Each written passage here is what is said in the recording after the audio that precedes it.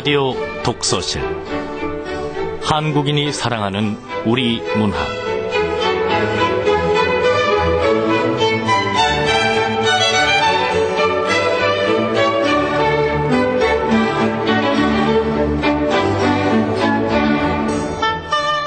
안녕하세요. 아나운서 김경란입니다.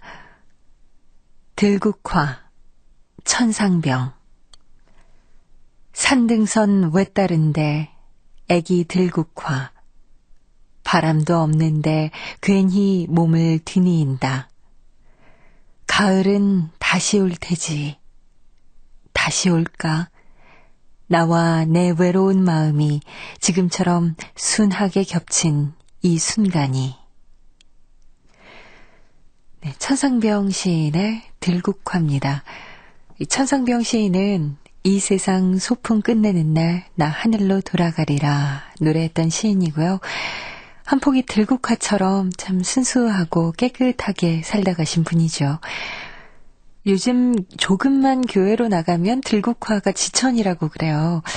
이 들국화 보면서 온전히 나만의 가을을 한번 만끽해보는 것도 좋을 것 같습니다. KBS 라디오 독서실 한국인이 사랑하는 우리 문학 정하나 작가의 마태의 맛입니다.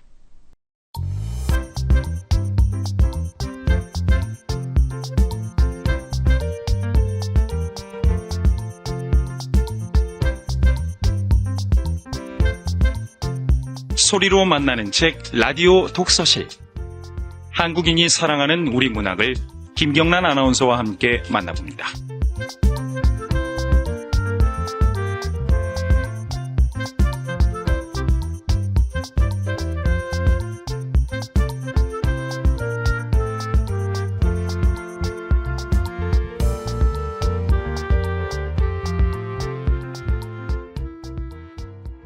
정하나 작가는 1982년생입니다. 아주 젊은 작가죠. 그렇지만 문학상은 큰 상을 2개나 받았습니다. 2005년에 대산대학 문학상을 수상했고 2007년에는 장편소설 달의 바다로 제12회 문학동네 작가상을 수상했습니다. 오늘 소개할 마태의 맛은 나를 위해 웃다에 수록된 작품입니다. KBS 라디오 독서실 한국인이 사랑하는 우리 문학 정하나 작가의 마태의 맛입니다.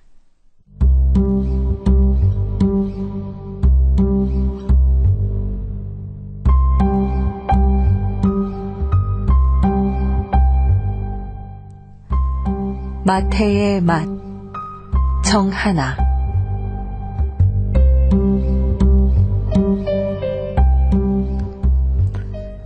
그날 아침 그녀는 목걸이에 가슴을 긁혀 잠에서 깼다. 헝클어진 머리를 들자 어두운 방 한구석에 형광색 시침과 분침이 보였다. 7시 20분. 자리에서 일어나는데 무릎이 휘청거렸다.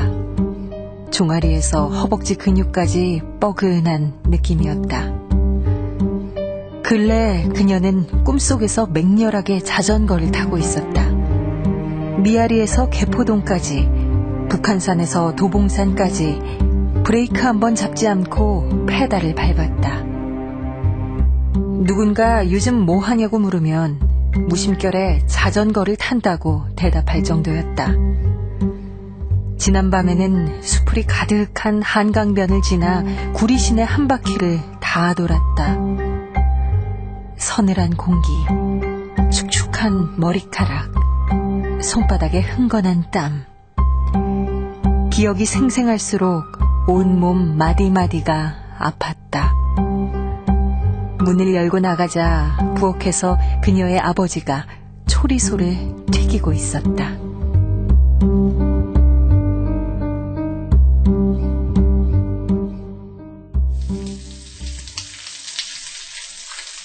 스페인식 소시지 초리소는 두께가 굵고 통통해서 반질반질 윤이 났다. 식탁 위에는 밀가루 옷을 입힌 엠파나다가 쟁반 가득 담겨 있었다. 접시마다 김이 모락모락 올라왔다.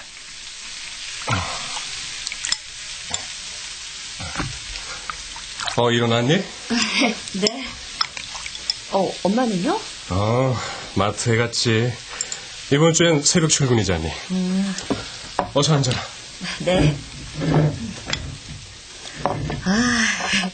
냄새가 너무 좋아요. 자, 다 됐다. 먹자.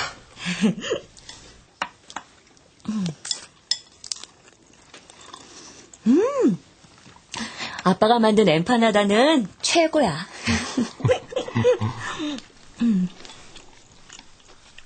아버지는 1년에 하루 아르헨티나식으로 요리를 했다. 직접 구해온 최고급 재료들로 온종일 갖가지 음식을 만들어내는 것이었다. 그녀는 과일을 넣어 구운 엠파나다를 크게 한 입 베어 물었다. 오렌지 향기가 입안 가득 퍼졌다.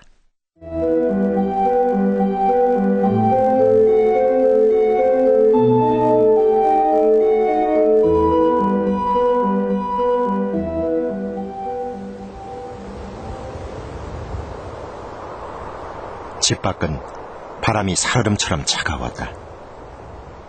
머리카락을 제대로 말리지 않은 그녀는 몸을 덜덜 떨면서 버스에 올랐다. 끄덕끄덕 졸다 일어났을 때 서리가 낀 차창 밖으로 스포츠센터가 보였다.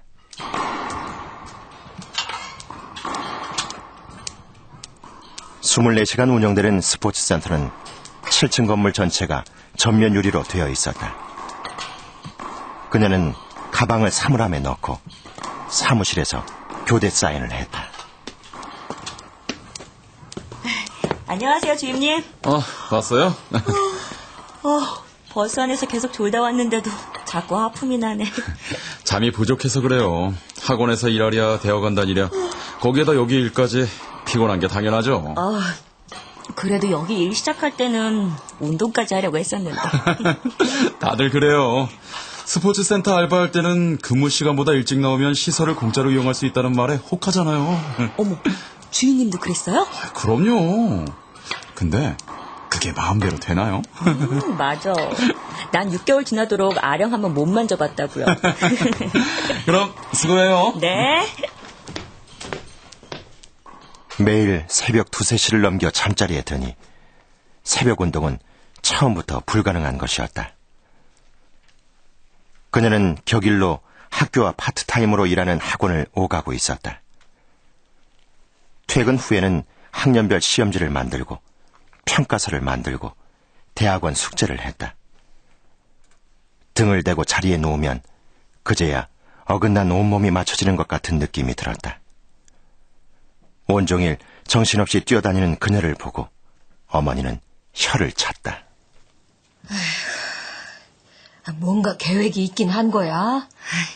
어쩔 수 없잖아. 등록금 때문이라면 엄마가 마련해준다니까. 마트 나가는데 그것도 못 해줄까 봐. 학원 원장이 욕심이 많아서 그래. 그럼 학원을 그만두든지. 내가 알아서 할게. 그녀가 교육대학원에 들어간 것은 작년의 일이었다. 대학을 졸업한 뒤 그녀가 선택할 수 있는 길은 그것밖에 없어 보였다. 누구나 한 가지씩 재능을 갖고 있는 거라면 자신의 그것은 교사로서의 능력이라고 그녀는 생각해왔다. 20살 때부터 과외 지도를 했으니 수업 경력도 적지 않았고 아이들과 관계도 좋았다. 무슨 운동복이 산더미냐. 대학원 총무원이네? 2학기 마지막 모임입니다. 모두 빠지지 마세요. 총무원이 또 보냈네? 준비됐어? 아니요. 그녀는 아니오라고 찍어 보냈다. 가방 안에 들어있는 포장된 상자가 떠오르자 속이 울렁거렸다. 지난밤 그것을 고를 때도 백화점을 어지러울 정도로 빙빙 돌았더랬다. 장 교수님.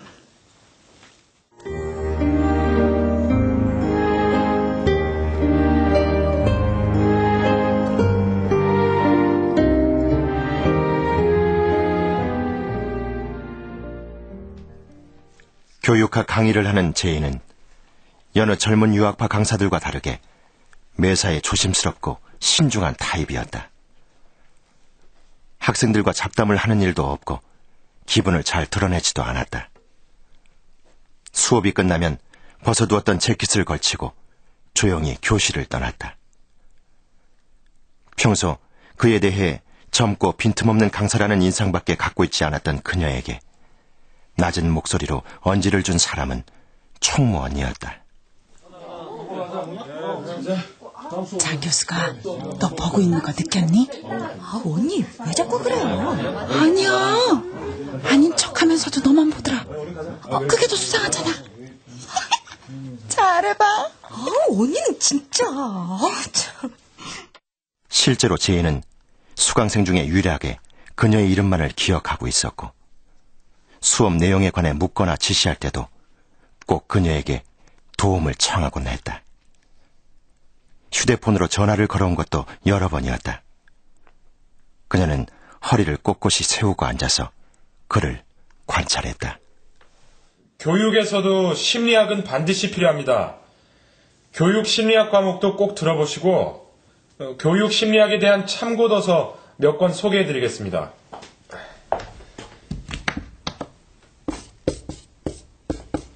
장 교수님은 왼손잡이가 아니지만 왼손으로 펜을 돌리는 버릇이 있고 입가에는 희미한 흉터가 있어.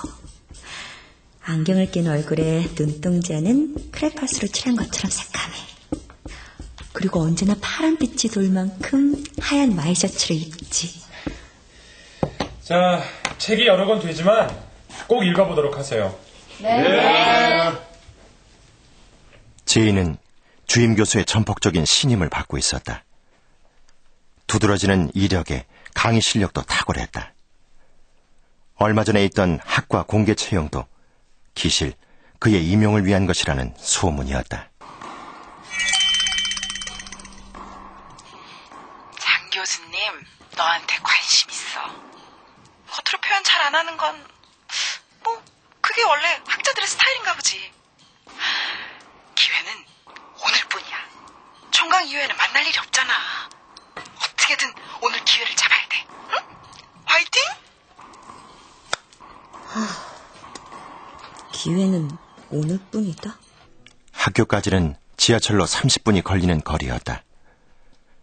스포츠센터에서 나오는 길에 어머니로부터 전화가 왔다. 오늘 집에 일찍 못 오겠지.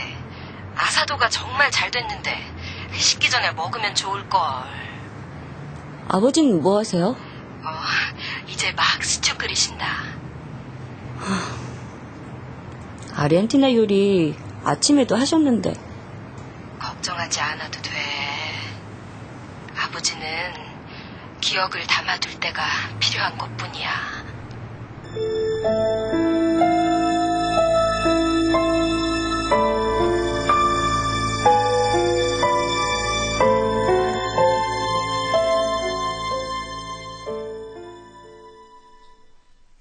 서울올림픽이 열리기 한 해 전 그녀의 아버지와 어머니는 스페인어 회화를 연습하면서 가방을 꾸렸다. 8살의 그녀는 교단에 서서 작별 인사를 했다. 아르헨티나라고 몇 번씩 말해줬는데도 반 애들은 제가 아마존으로 이민 간대라고 속닥거렸다. 그녀의 어머니는 임신 5개월의 인부였다. 아르헨티나의 공기는 어딘지 묵직한 데가 있었다.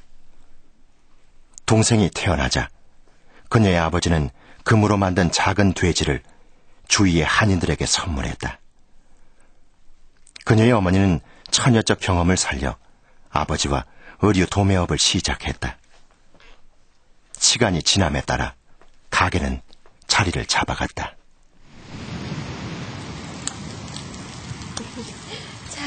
어디 보자. 잘 익었네. 여보! 바닷물이 정말 맑아! 새우 다 구워졌어요. 자, 우리 애기 구운 새우 좀 먹어볼래? 네. 맛있어요. 동생은 맑은 소리를 내며 웃었다. 해변에는 그녀의 가족과 같은 한인들이 많았다. 한인의 사람들은 악바리처럼 일했다. 의류 유통업계의 현금은 전부 한인들이 가져간다는 소문이 있을 정도였다. 달러 파동이 날 때까지 비현실적인 것 같은 호황이 계속됐다. 그때는 누구도 한국으로 돌아갈 생각 같은 건 하지 않았다.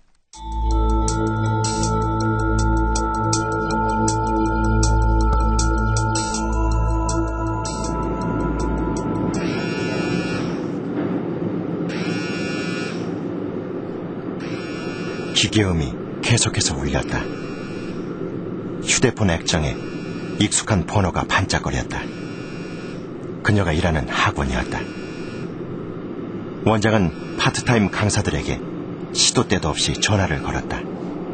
용건은 언제나 비슷했다. 이 학원 내 퇴직금으로 차린 거예요. 좀 더 관심을 기울여줬으면 좋겠어요.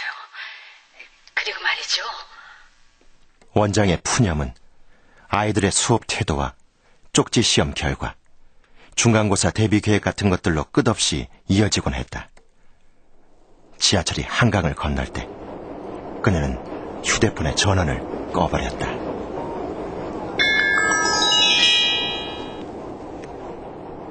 종각 모임이 예정돼 있는 중국 요리집 앞에서 총무언니를 발견했다. 언니. 왔구나. 늦은 건 아니죠? 들어가요. 잠깐만. 아까 학교에서 공지 떴었어. 공지요? 무슨 공지? 장 교수 말이야. 이번 채용에서 떨어졌어. 장 교수요? 무슨 말이에요? 그 자리 말이야. 주임 교수 후배라는 사람이 뽑혔대. 그렇게 부려먹으면서 살갑게 굴더니 뽑는 사람 속마음은 따로 있었던 거지. 그랬구나. 가요. 제2의 밋밋하고 긴 얼굴이 떠올랐다가 사라졌다. 그녀는 종각 모임 장소인 중국 요리집으로 들어갔다. 몇몇 학생들은 이미 도착했고 교수들도 자리했다. 제이는 무표정하게 맨 끝자리에 가서 앉았다. 식사가 끝나고 술잔이 돈 뒤에도 제이는 평소처럼 먼저 자리를 뜨지 않았다. 시간이 지나 사람들이 하나둘 술에 취해가자 그녀는 눈에 띄지 않게 조금씩 제이의 옆자리로 다가갔다. 그는 누구와도 말을 섞지 않고 테이블 위에서 펜을 밀었다 당겼다 하며 술을 마시고 있었다.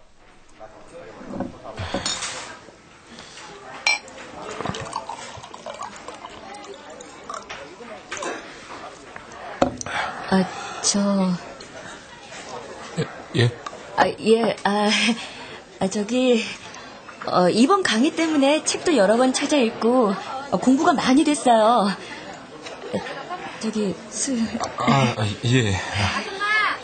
총무님이 수업 시간에 매번 도움을 주신다더랍니다. 예? 총무요? 저는 총무가 아닌데. 순간 그녀의 스커트에 맥주잔이 떨어졌다. 왼쪽에 앉아있던 후배가 팔을 들어올리다가 탁자를 건드린 것이었다. 그녀의 아이보리색 스커트에 묽은 액체가 번지는 것을 보고 후배는 비명을 질렀다. 허벅지 안쪽의 스타킹까지 젖는 느낌이었다. 변기 뚜껑을 내리고 앉아 휴지로 물기를 닦아내고 있으려니 피곤이 몰려왔다. 총무님이라고? 그럼 그동안 나한테 보여줬던 친절이 다 오해였단 말이야? 제이가 보였던 그간의 친절과 관심이 찬찬히 탈색, 건조되어 분쇄된 후 공중으로 흩어지는 것 같았다. 대충 얼룩을 지우고 자리로 돌아왔을 때 제이의 옆에는 다른 사람이 앉아 있었다. 과에서 노트 정리를 제일 잘하는 학군단 출신의 남자였다. 그는 올해의 출제 경향에 대해서 열을 올려 이야기하고 있었다. 선생님께서는 어떻게 생각하세요? 시험 말입니까? 예, 올해 시험 경향에 대해서 어떻게 생각하세요, 교수님? 글쎄요. 나라면 시험 같은 건 치지 않을 것 같아요. 예? 그거 나갈 문이 하나밖에 없는 빌딩 같거든요. 어쨌든 누군가는 나갈 수 있는 문이잖아요. 전 전망을 믿지 않는 게 아닙니다. 제 자신을 믿지 못할 뿐이죠. 사람들이 모두 그를 바라보았다. 옆에 있던 동료 강사가 그의 옆구리를 쿡 찔렀다. 분위기가 어딘지 무거워졌다. 나도 그만 가야지. 교수님. 그녀는 엉겁결에 쓰러지는 그의 몸을 부축했다. 그는 생각보다 무겁지 않았다. 바깥바람을 쐬고도 제이는 정신을 차리지 못했다.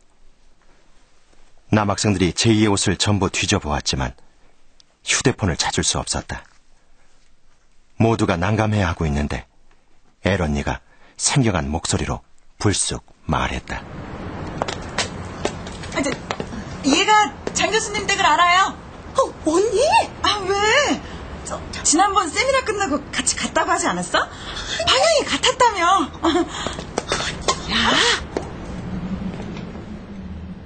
그녀는 에런니가 보내는 어색한 사인에 인상을 찌푸렸다.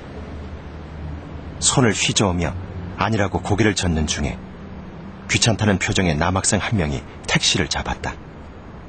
그녀와 제이는 한꺼번에 뒷좌석에 태워졌다.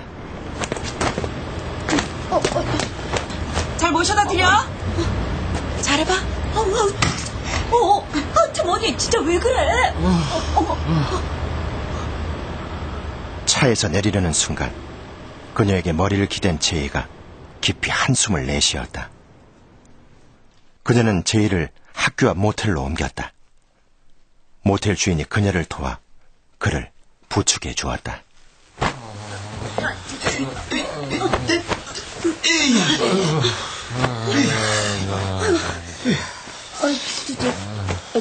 저기 예?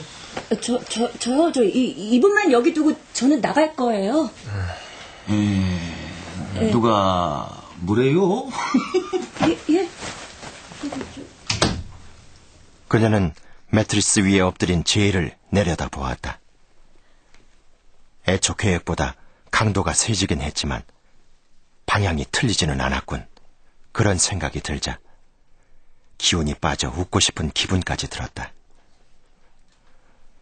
그녀는 탁자 위에 물을 한 컵 마시고 제이 옆에 쪼그려 앉았다. 그는 완고하게 눈을 감고 있었다. 그녀는 찬찬히 그의 얼굴을 들여다보았다.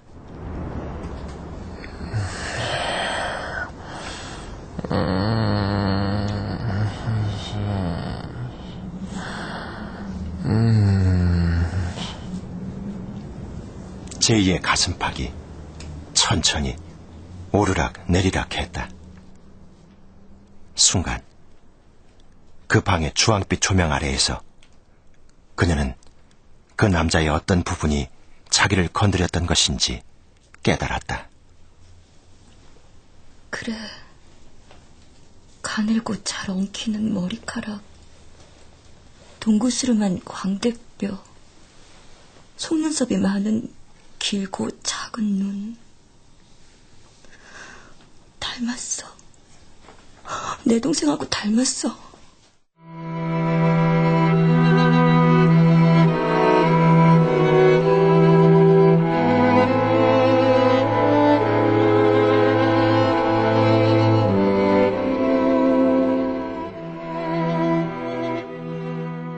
구름은 어디에서 오는 걸까? 하늘은 왜 파란색이야? 누나, 우리는 왜 물속에서 못 살아? 나는 왜 맨날 배가 고프지? 나뭇잎은 다 어디로 사라져? 누나, 바람이 불면 슬픈 거야? 내 동생. 그녀는 모텔방의 한쪽 벽에 기대 서 있었다. 이상한 밤이었다. 자신도, 이 남자도, 아이의 목소리도. 도레미 노래를 하듯 질문을 한 동생이 있었다. 세상을 감탄하기에 그에게는 온종일도 모자랐다.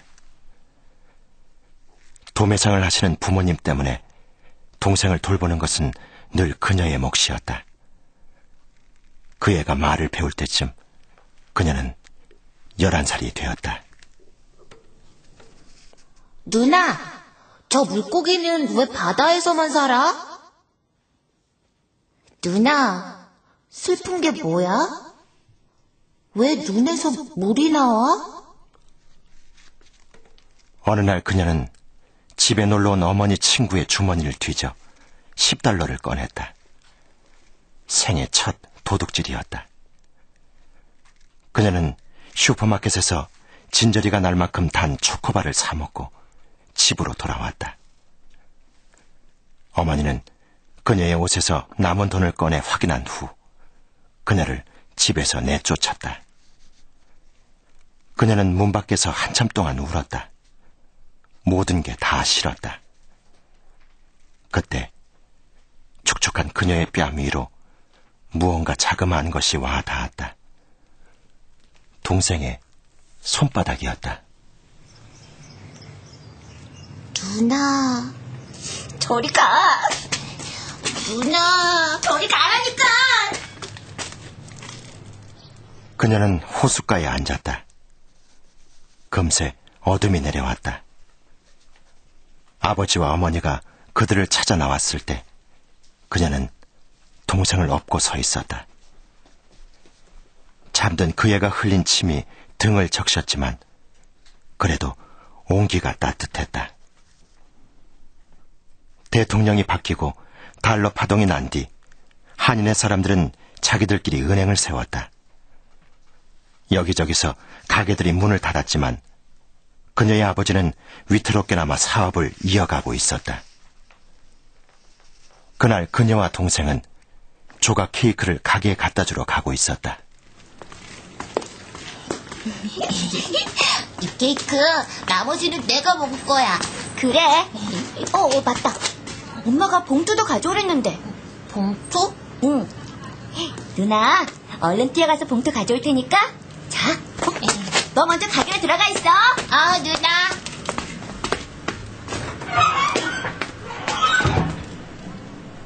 그 애가 가게로 들어갔다. 가게 안에서 어머니와 아버지는 엎드린 채 손을 머리 위에 올리고 있었다. 총을 든 사람들은 아버지가 한인의 은행의 열쇠를 갖고 있다고 생각했다. 총소리가 났을 때 그녀는 길 건너편에서 걸어오는 중이었다. 병원에 누운 동생은 얼굴이 파랗게 멍이 들어 있었다. 하얀 천으로 싼 동생을 어머니가 품에 안았다. 그녀는 차갑게 오므린 동생의 손을 잡았다. 한국에 돌아오기 전 냉장고를 정리하다 보니 그때까지 동생의 케이크가 남아 있었다.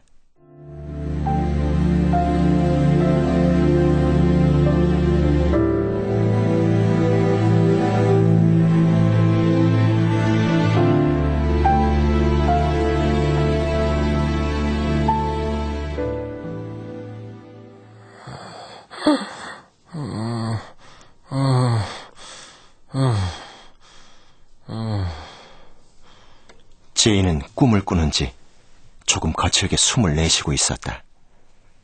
그녀는 그를 흔들어 깨우려다가 그만두었다. 그것이 무엇이든 꿈에서라도 흘려보내면 좋겠지. 잠든 그는 더욱 가늘고 삐죽해 보였다. 휴대폰을 켜자 아버지에게서 걸려온 여러 통의 부재중 전화 메시지가 떴다. 그녀는 왠지 불안한 마음으로 아버지에게 전화를 걸었다. 어디냐? 11시가 넘어가는데. 학교예요. 아이고, 우리 딸 학교를 너무 오래 다니는구나. 아버지, 아르헨티나 요리로 차린 만찬은 다 끝났어요? 그래, 네 엄마랑 하나도 안 남기고 다 먹었다. 아버지는 왜 요리를 하세요? 그녀는 그걸 묻는 대신 입술을 잘근잘근 깨물었다. 손님은 없고 네 학교 그 근처인데 집에까지 태워다 줄까? 지금 출발하면 20분쯤 걸릴 거다. 예, 아버지. 아버지는 약속 장소를 정하고 전화를 끊었다. 제이는 색색거리며 숨을 내쉬고 있었다. 꽉 조인 목이 답답해 보였다. 네이가 이렇게 낡은 네일을 입고 있다니.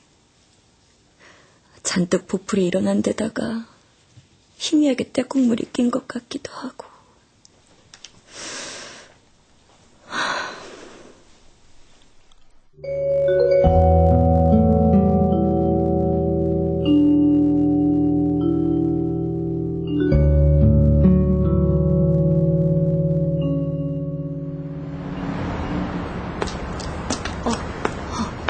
시간이 벌써 12시가 다 돼가네? 그럼 도서관 앞에서 기다리고 계시지?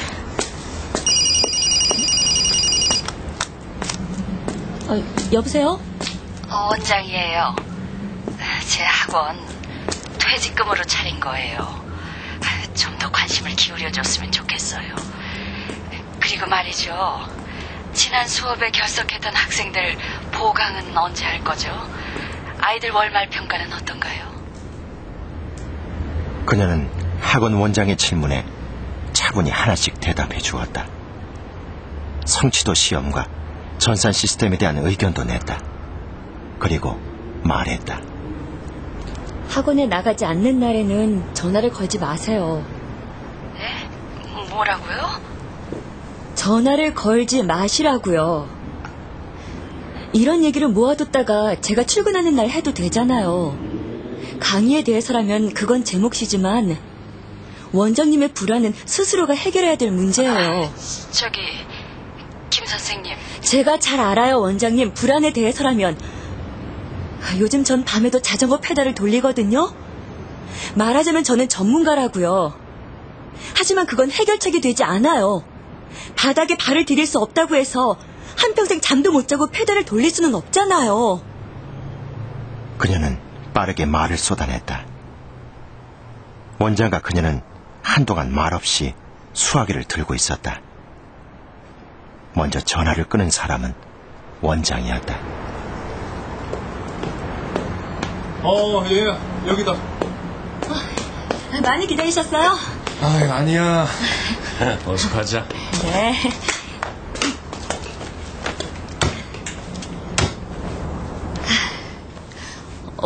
엄마는요? 네 엄만 7시부터 졸더니 밥 먹자마자 들어누워 잔다. 당분간 계속 새벽 출근을 해야 된다면서 알람을 3개나 맞춰놨어. 네. 어머니는 마트에서 바코드 찍는 일을 10년 이상 해오고 있었다. 사계절 내내 비가 오면 우산을 쓰고 얼음이 얼면 발 뒤꿈치를 들고 비틀거리며 마트에 나갔다. 그녀는 그 일이 어머니를 지켜준다는 걸 잘 알고 있었다. 차 안에 마테차 향기가 은은하게 맴돌고 있었다. 아버지, 마테차 향기가 나요? 자, 내가 보온병에 마테차 담아왔지.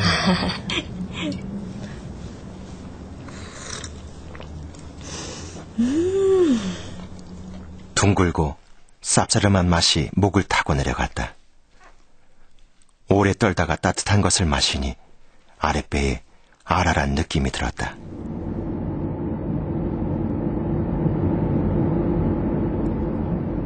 아버지의 택시에 탄 것은 꽤 오랜만이었다. 예전의 자리에서 한 발짝도 움직이지 못했다는 생각이 들었다. 모든 게 그대로였다.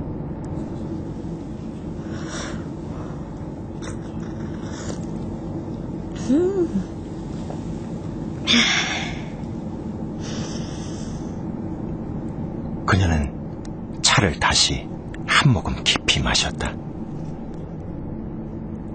아르헨티나산 마테 특유의 그윽한 향기가 차 안에 퍼졌다. 좋은 마테 찻잎에서는 바람, 태양, 흙의 향취를 느낄 수 있다. 감각이 활짝 열려서 미처 느낀 적 없었던 시간, 장소에까지 가 닿는 것이다. 별도 뜨지 않은 검은 하늘에 구름이 떠다녔다.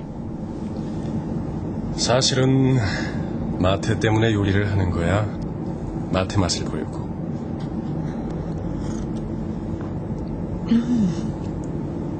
이것 때문이라고요? 그래. 좋은 차는 요리의 맛을 지우지 않고 하나로 만들어주거든. 너는 아직 잘 이해하지 못할 거다. 그녀는 핸들을 잡은 아버지의 손을 바라보았다. 문득 제2의 긴 손가락이 떠올랐다. 그에 대해서 아는 게 하나도 없지만 그에게도 이 차를 마시는 시간만큼은 도움이 될 거라는 생각이 들었다. 집에 가까워질수록 그녀는 졸음을 느꼈다. 오늘은 충분히 먼 길을 달려 제자리에 돌아왔으니 자전거를 타지 않아도 되리라는 생각이 들었다. 긴 밤 내내 먼 나라의 차 향기가 그녀를 감싸 안았다.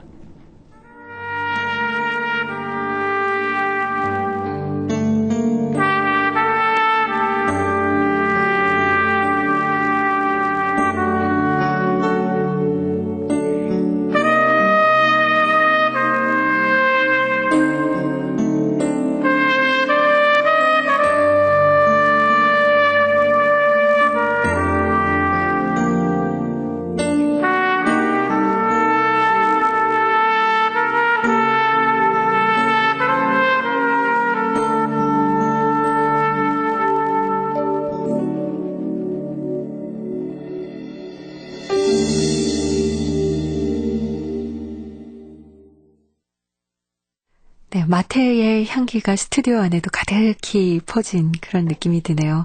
마테의 맛, 정하나 작가 직접 모셨습니다. 어서 오세요. 네, 안녕하세요.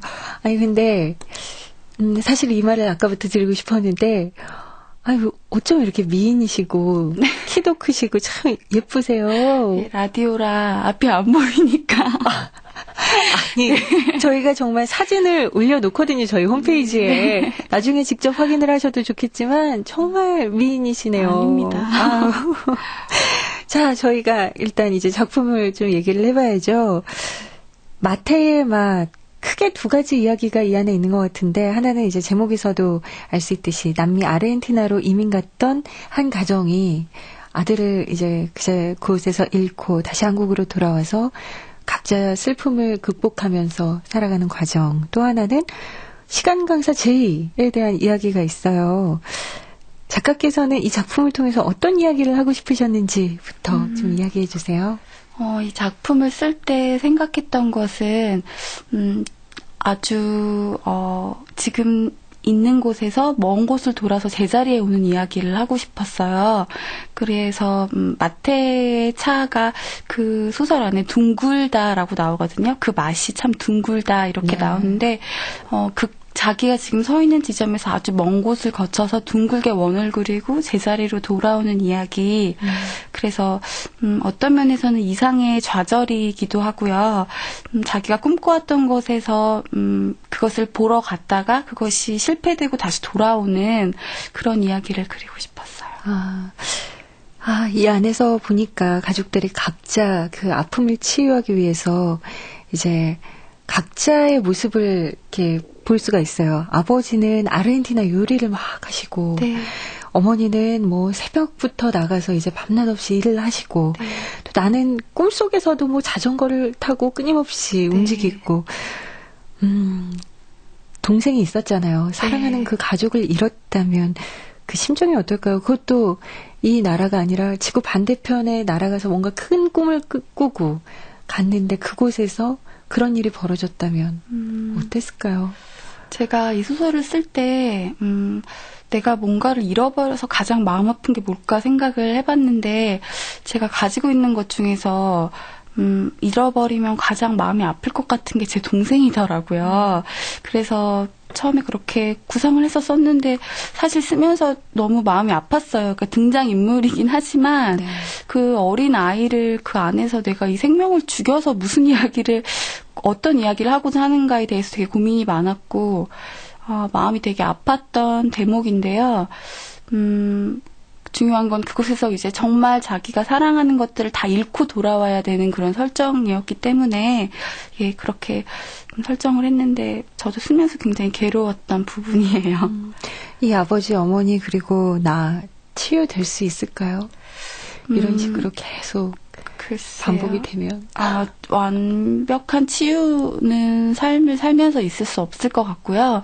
그냥 매 순간순간 극복해 나가는 과정이 있는 것 같은데 그것을 좀 부정하지 않았으면 좋겠다는 생각을 했어요. 그러니까 내가 실패한 것, 내가 잃어버린 것을 완전히 잊어버리는 것이 아니라 그 작품 말미에 마테 그 차를 마시면 요리의 맛까지 모두 다 하나가 되게 만들어준다고 나오잖아요. 그 모든 것들을 부정하지 않으면서 하나로 이렇게 끌어안는 이야기를 하고 싶었어요. 그렇군요.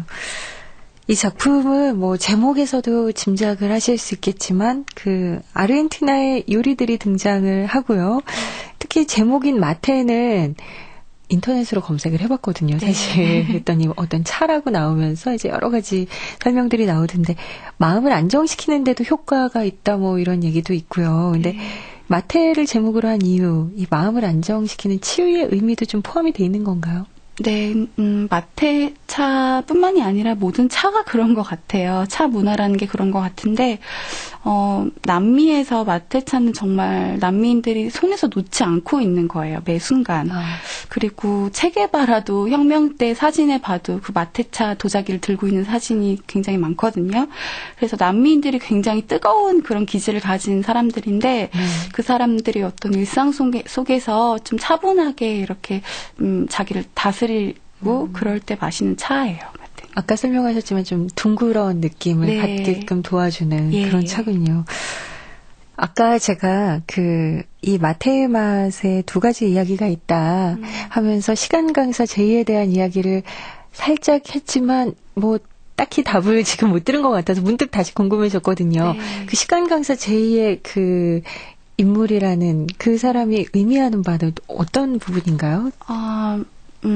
시간 강사 그 제이는 작품 속에 내가 꿈꿨던 어떤 지점이죠. 그리고 정말 내가 환상을 가졌던 그 존재인데 거기서 그 문제의 날 밤에 그 반짝반짝 빛나고 또 그렇게 투명하고 하얘 보였던 그의 와이셔츠 자락이 이제 취해서 벌어졌는데 그 안에 보풀이 일어난 좀 더러운 그 안에 속옷이 비치잖아요. 그래서 그런 그것도 어떤 우리가 가지고 있는 어떤 환상에 대한 이야기, 또 동시에 인간에 대한 연민에 대한 이야기, 그런 것들을 하고 싶었고, 또 시간 강사들, 제가 대학원 생활을 하면서, 굉장히, 공부도 많이 하시고, 굉장히 힘들게 생활을 하시는데, 너무 그 어떤 성취가 어려운 것들을 주위에서 많이 봐서, 그 안타까움이 또 이 인물에 투영이 된 것 같아요.